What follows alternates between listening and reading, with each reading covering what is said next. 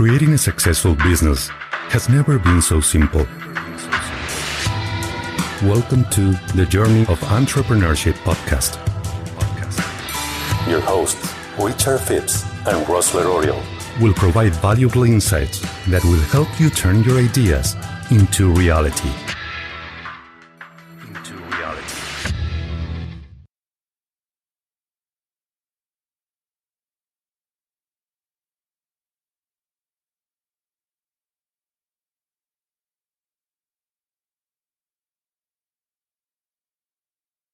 Welcome to the Journey of Entrepreneurship. My name is Rosler, and I'm joined by my co-host, Mr. Richard Phipps. How are you doing today, Mr. Phipps? Awesome, my friend. Glad to hear that. I think I should say good evening, since we're burning the midnight oil a bit. But whenever we get a chance to share some information with our listeners is always a good time. That's the nature of entrepreneurship, my friend. No, the clock handles do not dictate your performance time. Absolutely. There's no 9 to 5. It's whenever it's required. And available. Mm-hmm. Yep, for sure. Today we're going to discuss something near and dear to your heart, taxes, but more specifically business taxes. I'm ready. As many entrepreneurs know, the business laws and regulations change from year to year. We did cover it last year, but I'm sure there are more tips, tricks, and changes that you can share with our listeners for this fiscal year. So let's start with some initial tips and things that the listeners should be aware of. Well, I can share some things that I think are definitely advantages for business owners. There's some good news and there's some not so good news. I don't do bad news. Bad news is not a part of my spectrum of information. So let's start with the good news first. Well, the great news. Now, there have been some changes. The current administration made some changes that seems to support entrepreneurship. One of the first ones I can think of is they've eliminated both the sole proprietor level and the corporate level, partnerships included, that only 80% of the money you make from any private enterprise, except personal consulting and like like doctors and attorneys and where the business is the individual. But outside of those few exceptions, among which accountants got clipped as well, any of the entrepreneurs that function in the current environment have the opportunity of, through the process, getting 20% of their net income excluded from taxation. And I think that's pretty exciting. It allows entrepreneurs some additional funds based on the current economic climate to do things with, because sometimes when people operate businesses, they're very marginal, except you get in the mainstream of sales, some sales and so forth. But many of the service industries are marginal and competitive based on price, and people have not yet learned how to differentiate themselves and still demand or command, not demand, but command good value for the services they offer. And recently I went to a hair salon, a barbershop, and the gentleman said, $5. And I said, $5? He said, well, I'm a student. And I thought, even at $5, at a student in the salon, I thought that was, in today's dollars, that is very, very sort of I want to say on the low end of wages, because it still takes you 30, 40 minutes or more to, address somebody's haircut. And when you consider minimum wages, it does not even fall there. So that speaks to the value that people seek, and that's something I always have a challenge with in terms of, and I'll compare that to a regular barber who in the same area charges $12. So is $12 a reasonable compensation for a haircut? There are other places where there is a haircut, it's $20. So it just depends on the market you're in as a business owner, what your expectations are. But I say all of that to say price is only a concern in the absence of value. And if you're providing value to a customer, I think, they can roll with reasonable prices. But the fact that you have 20% more of that based on your current tax situation to work with is a good thing to have. Now, what's not so good is that they've eliminated some of the things that were otherwise perks, or I consider to be nice advantages of being self-employed. For example, your travel, if you did travel and you engage in any business activity associated with your business during travel, like a real estate professional or a person that would seek services or sales, anything that you can do one location to another, what could constitute a business expense if you're looking or exploring business opportunities along the way. However, that is there's some limitations there for sure. The other thing is meals and entertainment. If you had people out for dinner or customers, when I said people, I'm talking about customers out for dinner, or provided training at work for your associates, and so forth, that was a deductible expense. Based on current practice and tax law, those two have been taken away. For travel, as a business owner, if you relocate from one area to another, your travel expenses were normally a deductible expense. Currently, no more. So there are a number of things that have been sacrificed, I believe, in the process relating to a new tax plan or revised tax statutes that have disadvantaged some of the business owners, entrepreneurs that are currently in the space. And I don't think in my estimation, this is just personal opinion, I don't think the 20% reduction in your income to eliminate the tax liability on that 20%, I don't think that offsets, because things are already marginal in small business and entrepreneurship for the most part. I was watching some entrepreneurs that were doing Facebook business, and some youngsters at 13 and 15 and, modest ages in the $300,000 a year. So it depends on what sort of activity you're doing as an entrepreneur. Many of them were guided by their parents, as I saw that. But I say that, a 15-year-old, 18-year-old, those are still independent business individuals. And when we talk of entrepreneurship and small business, they would certainly fit into that category. So those are a few things that you have challenges with. Now, the other piece is, before, you could, your bookkeeping could be marginal and still you could survive an audit without a very painful backlash.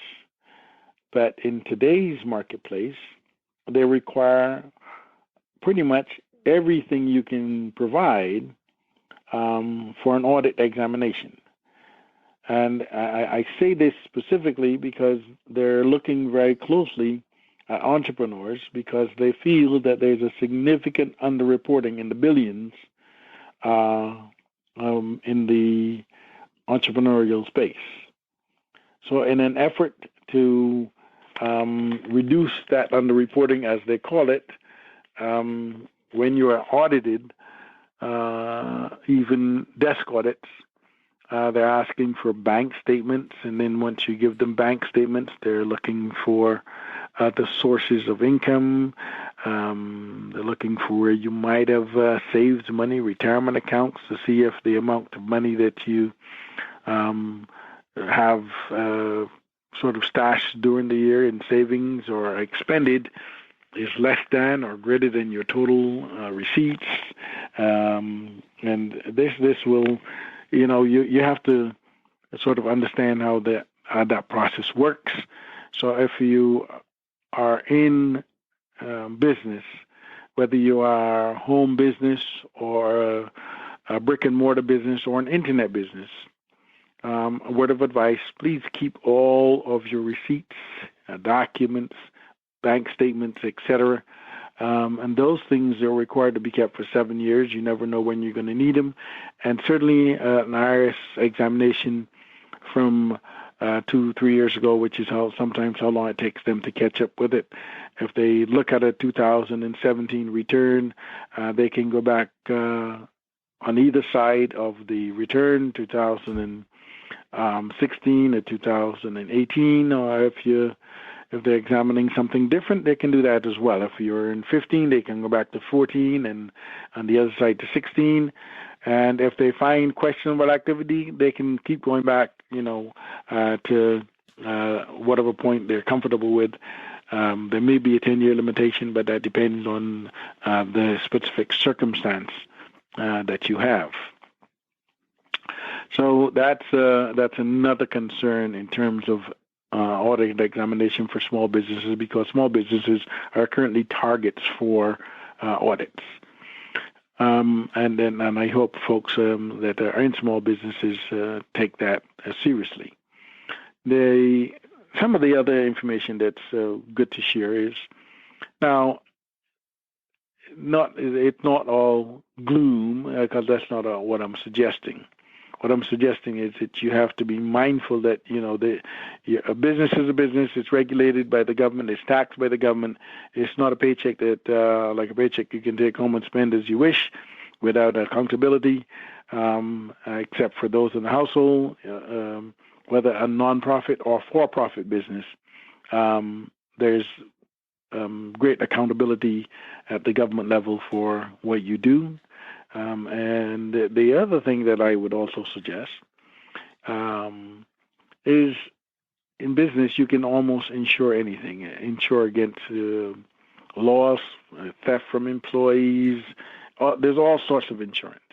So when whatever business you're in, explore the likelihood of availability for anything that you could lose. Although we're talking about taxes, insurance claims are not generally taxable. And if you have a loss, it's a real loss, which you can write off as part of business. However, if you have insurance for that loss, you can recover that, and it's not taxable. So there's, and I have clients who have insurance in all sorts of categories. So that was just a plus that I wanted to put in. And yes, insurance can cost. Yes, it's an additional expense. But in the event of some rain comes through your office roof, or if you're on the top floor, or if somebody flushes a bathroom and it leaks in your space, damage can be created, and those things aren't thought of. Somebody comes in and does the repair, but you have had a loss based on damage to your equipment or your documents or whatever it is. So that's something that I want to sort of put out there so that people are mindful.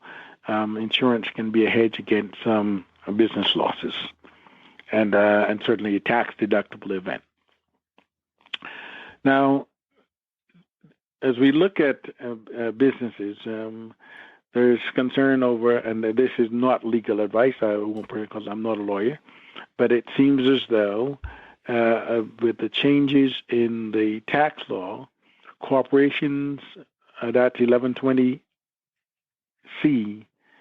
corps, or straight 1120 as we call them, those are coming back into good favor because there's a cap, 21% cap on all taxes associated with them at this time. Now, that's a good thing, and for many exploring entering the business arena, where risk would need to be controlled or contained, and employees are part of the process, and programs, benefit programs, et cetera, it seems like many are drifting to the 1120C. 1120S and LLCs have their place. Limited liability corporations have their place. And with the current advent of the 20% reduction in taxable income, they must still have a place where they can be used in your business arrangement. So those are some other things that I think are noteworthy in terms of tax options as it relates to business development, business growth.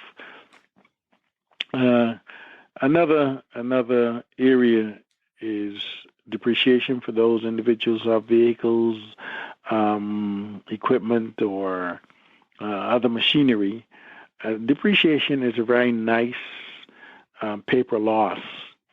And the good thing about depreciation is when you go to do any other kind of banking, home buying, anything, that depreciation can be rolled back into your income stream.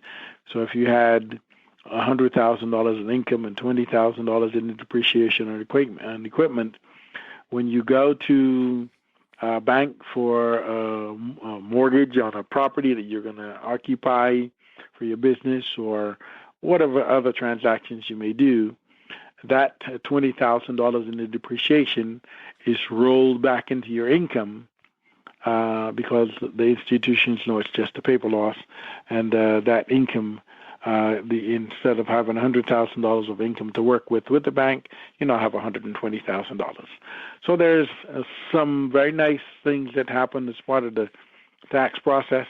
However, there's some things that you have to be cognizant of. And if you would like more information about these and other tax items, including the likelihood you've been given, before we wrap up, just add another tidbit that I think is very interesting. You used to have, when you're settling, you have these people who offer liability reduction programs by negotiating with the IRS, and they're generally enrolled agents who are sort of working with firms to be able to help clients who have significant tax liability to reduce them. But the piece that I was excited about to share is that they've now added another piece to the offering compromise process, which allows you to file with a doubt as to liability. And that new edition 656L, it's an option that you have when there's uncertainty about whether you have a debt or an amount or not, in spite of the IRS's determination.